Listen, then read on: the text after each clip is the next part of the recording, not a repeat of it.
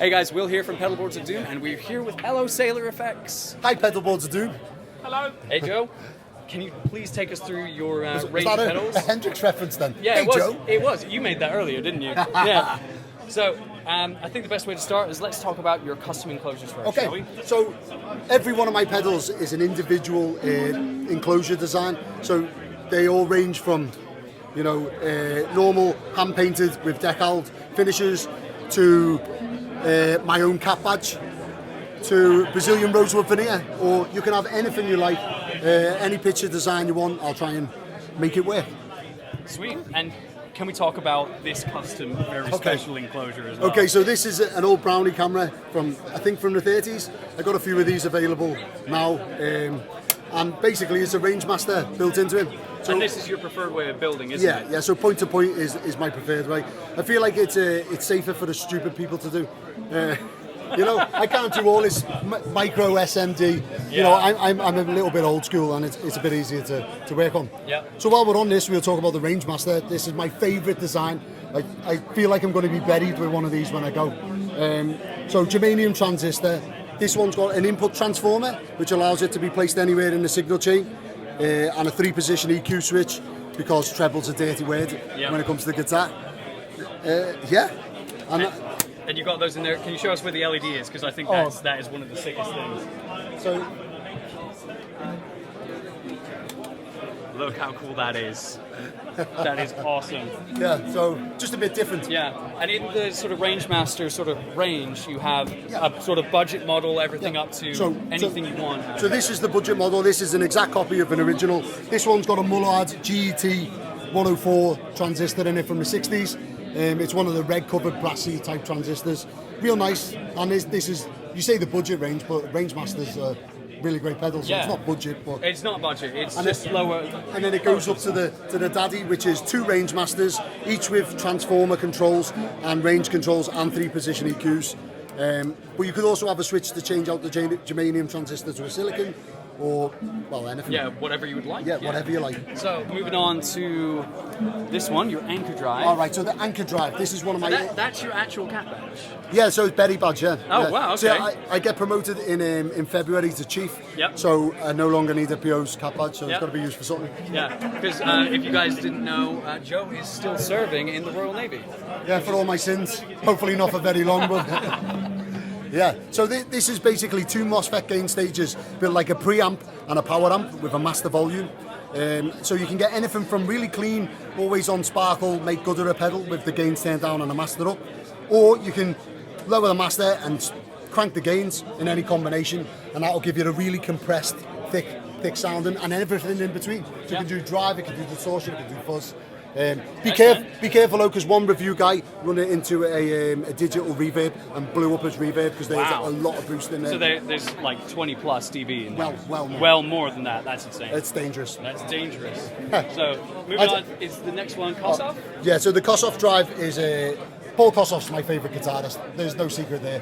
I absolutely love him, and this is my take on a Marshall Plexi type tone. So it's EQ'd a little bit fatter than the spikier Plexi tones that I feel other companies do, because that's the tone that Kossoff has and what I was going for. All point to point, made with J113 transistors, which is a little bit different, or JFETs, a little bit different from the usual Plexi drives, which use 201s.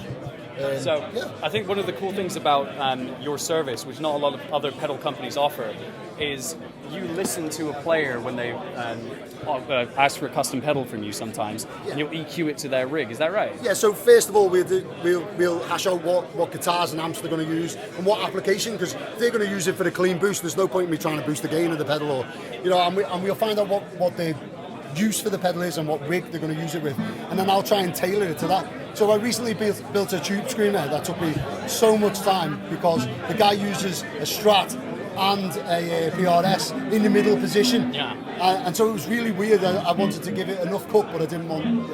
It was just a nightmare to do. But I watched loads of his YouTube videos and tried to EQ it from that. So, and that's just... And he really wasn't happy with the amount of time it was taking. But I was like, trust me, you'll enjoy it when it's done. And he He did. Yeah. He's here today. Yeah. Have you seen him? I've seen him today. Oh, Yeah. good. Yeah, that was cool. So, Build Rat is your next one. So in the Navy, my branch is in engineering, and we're known as bilge rats. The bilge is the bottom part of the ship, the oily bit, where all the crap goes. And you see the coal-filled old manors. That's basically my branch of engineering. And so the bilge rat is what other branches call us. Yeah.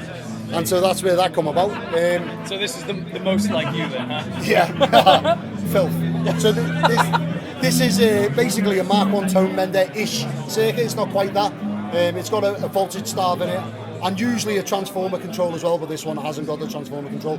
And it's EQ'd mainly to use with humbuckers as well as single coils, because most fuzz kind of cater to single coils.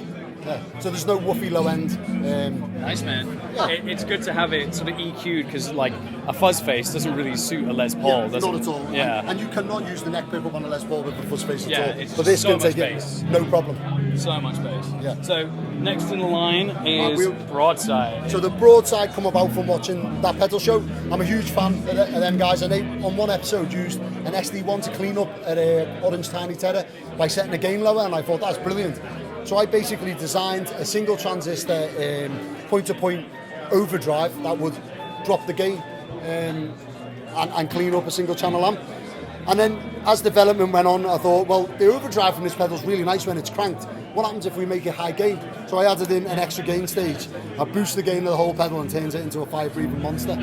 That's awesome. So you can get the underdrive side of it as well as a overdrive on the other side of the switch. Exactly. So, or even more than an overdrive. It could go fuzz almost. It's a little bit crazy, depending on the amp. And of course, you can mix and match. So if you want a transformer circuit, that's a transformer circuit on its own. So you could put that in front of a fuzz face anyway. But if you want that circuit with an anchor drive, with a range master, I can fit them all in. Which is amazing. Can we talk about, I think the last pedal in your range is the Kilo Oscar Tango. Okay, so the Kilo Oscar Tango is a clone of a famous pedal. There's no surprises in guessing which pedal you think it might be, without the price tag. Now, my goal with this one was to build an affordable version that would fit in the same enclosure. So the PCBs are Chinese made, mass produced from someone else, and I'll buy the PCBs in and hand wire them up myself. Yep. So it isn't point to point like the rest of mine, and that to me makes it worse. Yeah. But everyone that's had one of these has been like, oh my god, they're amazing. Yeah. So I feel like I'm kind of cheating. But Yeah.